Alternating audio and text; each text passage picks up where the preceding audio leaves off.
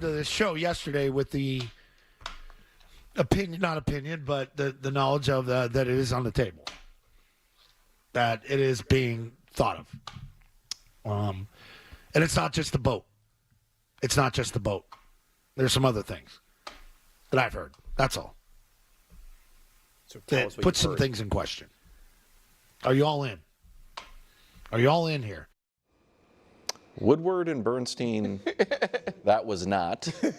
He, though, to be fair, and I know I'm always the one defending radio guys, he has a pretty good record of being pretty tight to the Patriots, and you know what I mean, and not just baseless speculation like that. He clearly knows people within the organization, talks to some people, but So it's just a reaction to the sound. The story kind of changed because he showed up today. So I think, again, maybe I'm just cutting my former radio brethren, giving them more credit than they do. I think that might add validity to what he was saying. That Him being at OTAs today? that Stefon Diggs might also have been hearing, oh man, I'm not on as solid ground as I thought I was. It probably would help if I show up for these OTAs. And here's the point that I would make with or without Stefon Diggs, which I think is the bigger story. Because I think it's fair to say Stefon Diggs has had a lively offseason, and Stefon Diggs is coming off an injury at that age, maybe somewhat distracted. You probably would not be the #1 with a bullet receiving option on many teams, but he is for the Patriots.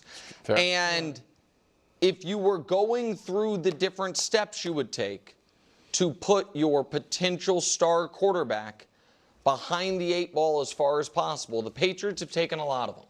His first year, they paired him with a rookie head coach, defensive head coach, no less, and then fired the head coach after 1 year, cleaned out the coaching staff, but didn't do what most teams do, which is, okay, now we're going to get a quarterback whisperer type. They doubled down on defense. Now, I like Vrabel. You know that I think you don't think Josh McDaniels is a savvy offensive mind? I think that there is we've talked about this before, and I think you agree with me, that when you don't have an offensive-minded head coach, you run the risk that your quarterback is going to go through the offensive coordinator musical chairs. Because if it doesn't work, you fire the offensive coordinator, and if it does work, the offensive coordinator gets a head coaching job. McDaniels has had 2 chances. Yeah, is he getting another shot? Yeah, I think that does make sense traditionally. I don't know if that's holds here, but maybe not.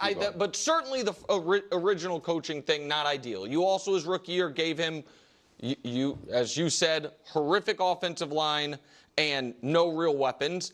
And I think going into this year, they didn't really make major moves to address either one. And we can look at where they spent their money. They spent their money on offense. Diggs is the big ticket item.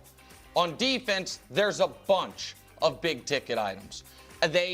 When you look at the other quarterbacks, Brew, that are from his draft class or around it, Caleb has DJ, Rome Odunze, second-round pick Luther Burden, the Colston Loveland first-round pick, and 3 new offensive linemen. Jaden already had McLaurin. They added Debo. They traded for Tunsil. Penix has Bijan and London and Pitts and Mooney. JJ has JJ and Jordan Addison and TJ Hawkinson. Like, all those other guys are being set up to succeed. I give Wilds a hard time. I like Drake May. I think he is in the worst position of any quarterback from his draft class by a lot. And I think this is certainly not helpful. Well, look, I agree with some of what you said. I think I'm fine with Diggs. As long as he wasn't doing anything illegal on the boat, he's an NFL player in his offseason, hanging out and partying. Whether it's not necessarily what I would do, my lifestyle, but hey, this is the NFL. You got players that hang out and kick it, all right? And as far as, I would be more concerned about his diva-like activities during the game. Is he going to go off on Drake May on the sidelines if he's not getting the ball? Now, he was great. He was fine last year in Houston with CJ. So I presume at this stage of his career, knowing he wants more money down the line, he'll be a good soldier on the field. And the bottom line is Drake May's going to have to learn to deal with diva receivers anyway. Well, not necessarily. Well, but a lot of teams have that. That would be nice. And It'd you be a nice have problem to have. issues, so you might come up against that at different points in your career. Look, they did what they could. I mean, I think getting Diggs and Mac Hollins does strengthen your receiving core. It's not a great, very good receiving room, but I think I don't know if it's the best they could have done, but I think it does improve them in that receiving room. Mm-hmm. And they're not a very good team, I don't think. And Vrabel's building them defensive-wise, and Drake is going to have to step. Yeah, Drake will have to step up. So the whole cutting on the report, cutting Diggs is on the table. I mean, listen, it is always hard for me to take some of these reports seriously because it's like kind of technically everything's always on the table. I mean, and if you want to say, well, there's other stuff going on, well, you got to tell us what the other stuff is. And Players Party and Brew was like, oh, as long as he wasn't doing something illegal, I mean, like he technically was. We're not going to get into the details of it, but like it is. And you say, well, we don't know what it was. We all know. We don't have to play games here. We don't have to pretend like we're in elementary school. We all understand. But we can also accept that lots of players are doing stuff that they're probably technically, not allowed to do, right? We also don't have to pretend about pretending about pretending. And all players and coaches understand this, and owners and GMs, and so you have to just kind of figure it out. And Diggs knows that he kind of messed up in that regard, mainly not because of what he was doing, but because of what got out. He's smart enough and has enough awareness of that, and so that is why he then shows up to OTAs. And there is going to be a conversation of like, you're going to get a generic conversation with ownership, coach, GM, etc. Do you want to be here? We expect this and this. How you represent us off the field is how you represent us on the field. Now that you're wearing the Patriots uniform, like all things that all these players, quite frankly, have heard since probably middle school, honestly. Definitely at least since high school. Definitely in college, and definitely since day one in the NFL. So, yeah, and I don't think Diggs is going to be carrying on the sideline. I think there's enough awareness that that what Diggs understands who he is as a receiver, what he's getting. He can see the contracts that he's getting. He can see it. He can understand it. I think he will be a pretty good soldier. I do believe that, because I don't know if he continues to implode, it really will just be a direct front seat view of just how these personalities can just run wild. And how once you get money and when you have a high level of success, but then that success and that talent, when you have a high level of talent, and once that talent starts to go away from you, things just get ugly and weird. I mean, we've seen it a lot, but it's just like and again, I've called out Diggs a lot in the past, and I'm always hard on diva receivers and whatnot. I always, those kind of types of personalities always drive me crazy a little bit, and I do think that Diggs has had, there was issues that Diggs has had in the past that I've ripped him for. But based on what I've seen, especially with the whole transition to Houston and et cetera, I don't know. I guess I saw some maturity and I saw some understanding, and now that he's in New England, like he has to understand that he's coming off an injury. He's going to a young quarterback. Mike Vrabel, like Patriots, this wasn't this team that just lit the league on fire last year. Like, you'd have to be really delusional to think that you're just going to step in, be elite, be special, and take over the NFL, and anything less than that, I'm going to carry on and cause problems. And like him partying and doing all that, it is the summer. Again, it's not how I live my life either, to kind of echo what Bruce said. And in a perfect world, I'd want none of the athletes to do that. I'd want no one to do it, period. But like, especially if I'm running the team, if I'm the coach, if I'm just the quarterback, if I'm the owner, GM, I'm like, yeah, I don't want any of that. But if you do it, one, just be safe when you do it. You're obviously going to go out and party, but just like be smart, bro. And also, I don't need videos of it getting out there. Go have your fun, do it behind closed doors. And then on whatever date we establish, June, whatever, it's business.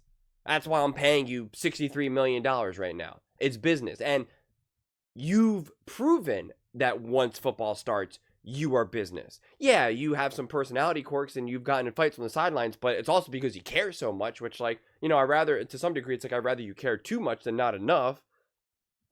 But it's just like, it's something that you have to navigate, that I don't know if you just automatically cut bait unless he's legitimately giving you the feeling of, like, this guy's not about it. This guy's not about it. He is kind of too far gone. He is kind of, you know, believing his own stories that he's telling himself. He's getting in trouble. When we are on the field, he's not all in. You know, he's already kind of being weird. He's already kind of sowing division, which can happen. I mean, it can happen to lots of players, and it has happened in the past with many quarterbacks or with many players under the sun. So that's why, like, you are still in this feel around process. That's why for someone to say, like, oh, cutting Diggs on the table, the Patriots don't have any real experience with him just yet. They signed him, and now OTAs is really the first time that you're really kind of like, all right, what's going on here? And he didn't show up, which I understand. That then it, like, obviously you had the whole situation with the yacht and all of that. Now he showed up. To me, it's kind of like, you made some mistakes in the past already. I understand you're going to party. I understand you're going to, you know, live that life. You know, to some degree, it's like, I don't even blame you. Like, get it while you can. But also, like, all right, let's get after it. You burned a card right now. You burned that card. You don't really have any more. The only way that you have any more of those is if you ball out. Is if you absolutely ball out and become a team leader. And you got to prove that. We got to see it. And in a lot of ways, it starts today. And then you kind of start judging moving forward from that point on. So that's why I think cooler heads prevail in this situation, quite frankly. Because, like, Diggs is the type of wide receiver that would get cut, and then Andy Reid's like, I'll take you. Like, Andy Reid's like, come on here, you know, let me show you the Patriot way, or excuse me, the Kansas City Chief way. You know, let me actually bring you to a team that's actually won games in the last decade. Right? Like, well, not decade, but you know what I'm saying. Post Tom Brady. So yeah, and that is the benefit of having a truly established, well-respected, experienced head coach in Vrabel. He will be able to navigate this at a high level. I believe in him. If Vrabel makes the conclusion, draws the conclusion, I want Diggs out of the building, I wouldn't think twice about it. I'd say, okay, he's out, whatever. I wouldn't think twice about it. And if I'm the GM, owner, whoever in that situation, someone who has some sort of control and power over this decision, I would just leave it 100% to Vrabel. Whatever you say. If you want to keep him, you want to navigate this, do it. If you want to only give it like a month, then do, you know, whatever it's all on you. 100%. I would 100% follow his lead. That's the way it should be, at least right now in this moment of time. So we'll have to just see.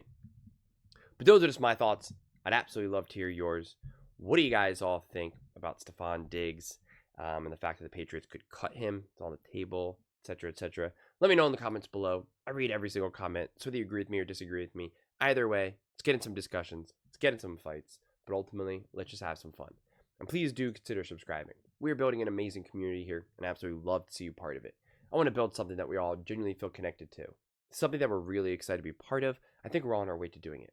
Please don't forget to give this video a thumbs up, as it really does help the visibility and the algorithm. Thank you so much. See you next time.